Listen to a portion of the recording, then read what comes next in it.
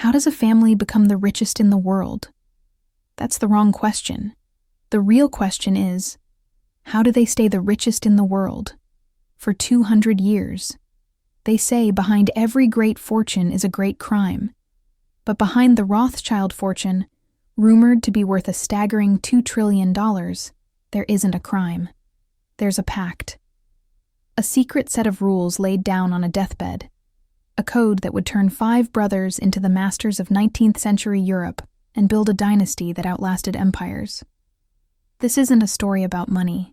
It's a story about power, loyalty, and a family so unified, they were willing to risk everything to protect it. It all begins not in a palace, but in a prison.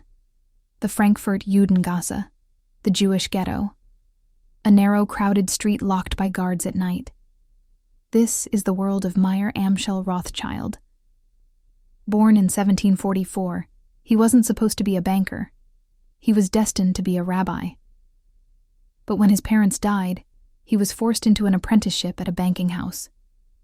It was there, dealing in rare coins and antiques, that Meyer learned his first lesson. True value isn't just in the object, but in the connections it creates. He began cultivating relationships with Germany's elite, most importantly, Crown Prince Wilhelm of Hesse. He became the prince's trusted court factor, handling his finances.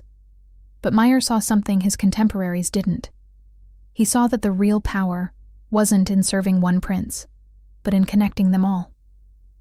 He had 5 sons, 5 brilliant, ambitious young men.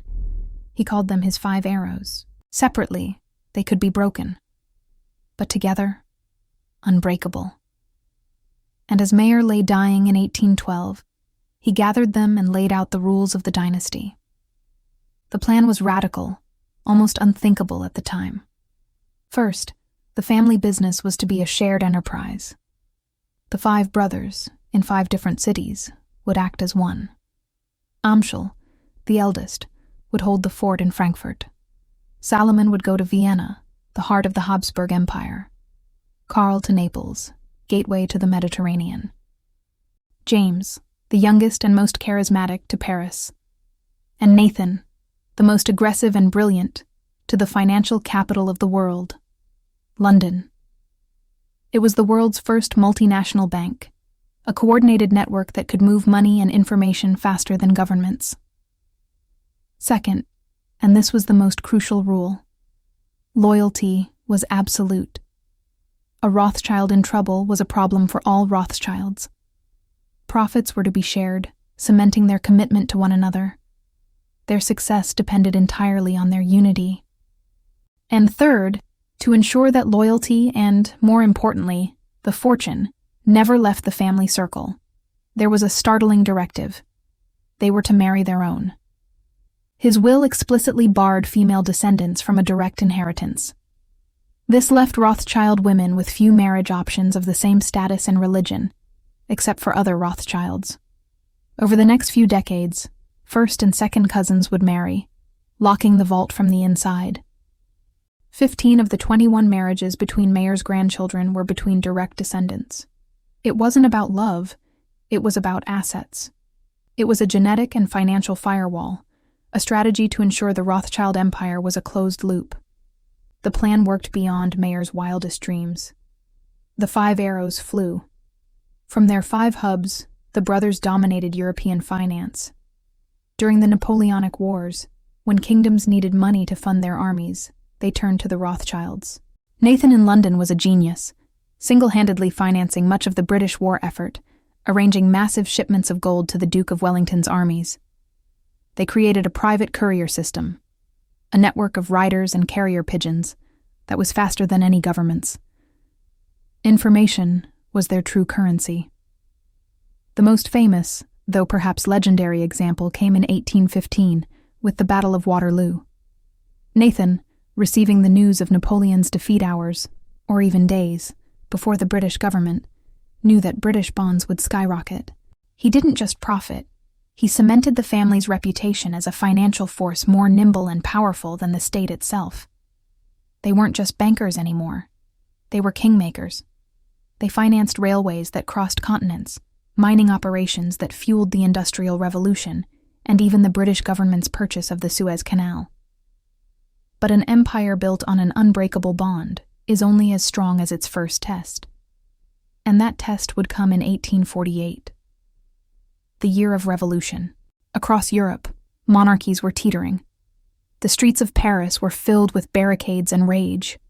King Louis Philippe had fled, and a new republic was declared. At the heart of this inferno was James de Rothschild, the head of the Paris house. The king of bankers, they called him. But now, his bank was on the brink of collapse. An angry mob surrounded his mansion. His investments in the old regime were worthless. The provisional government demanded colossal sums, threatening to ruin him. One of the 5 arrows was about to snap. News of the crisis reached London. There, Lionel Rothschild, Nathan's son, faced a choice that would define the family for the next century. His father's words, his grandfather's pact, echoed across the years. The rules were clear: unity above all. Bailing out the Paris house was a monumental risk. To save James, Lionel would have to send millions in gold and credit across a continent in flames. His own bank, the London powerhouse, could be dragged down with him. His advisors, his partners, all told him it was madness. Cut James loose. Save yourself. To them, it was a business decision, a simple calculation of risk and reward. But to Lionel, it wasn't business. It was blood. He saw not a failing branch, but his uncle, his family, his dynasty on the verge of ruin. He remembered the pact. He remembered the 5 arrows. He gave the order. The gold was shipped. Chests filled with bullion were secretly loaded onto ships, navigating treacherous waters and revolutionary checkpoints, a lifeline of solid metal sent from London to Paris. It was an audacious gamble, a declaration of faith in the family code. And it worked. The bailout was successful. James's bank was saved. The Paris house weathered the storm, and the Rothschilds emerged from the fires of 1848 stronger, their legend solidified. They had proven that their bond was more powerful than any revolution. They weren't just 5 separate banks anymore. They were a single, indestructible entity. For the rest of the century, the pact was held. Cousin married cousin, wealth was consolidated, and the 5 houses supported each other through wars, recessions, and political upheaval. They became patrons of the arts and sciences, engaging in extensive philanthropy, funding hospitals and social institutions, a practice rooted in the Jewish tradition of tzedakah, or social justice. But as the 20th century dawned, the world began to change. The old empires they had financed began to crumble. 2 world wars reshaped the globe, and the family's wealth, once concentrated, began to disperse among a growing number of heirs. They became more private, their influence less overt. The era of conspicuous, centralized power was over. And yet, the legend endures. That staggering figure, $2 trillion, still hangs in the air, a symbol of a fortune so vast it's almost mythical. While the number is impossible to verify, and likely an exaggeration, it speaks to the enduring power of the dynasty Mayor Amschel Rothschild built from a locked ghetto street in Frankfurt.